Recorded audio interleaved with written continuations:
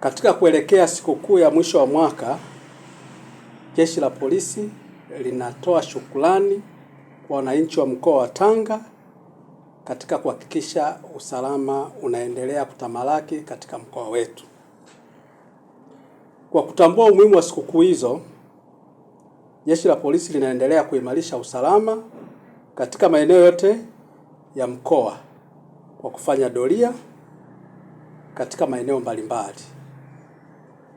Na siku ya leo, kwa maana siku ambayo tunamaliza mwaka, na kesho siku ya tarehe 1, Jeshi la Polisi litaimarisha ulinzi kwa kufanya doria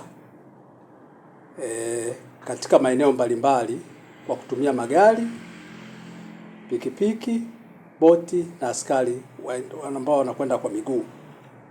Maeneo ambayo tutafanya doria ni maeneo ya fukwe, sehemu za starehe, barabara za kuingia na kutoka mkoani kwetu Tanga na mitaa mbalimbali kwa ujumla. Lengo ni kuhakikisha sikukuu zote za mwisho wa mwaka zinasherekewa kwa amani na utulivu. Tunapiga marufuku kwa mtu yeyote kupiga fataki bila kibali maalum kutoka kwa mamlaka husika. Vile vile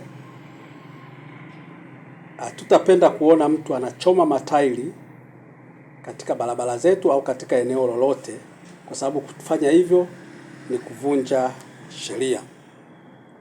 Jeshi la Polisi mkoa wa Tanga halitasita kuchukua hatua kali za kisheria kwa dalili zozote za uvunjifu wa amani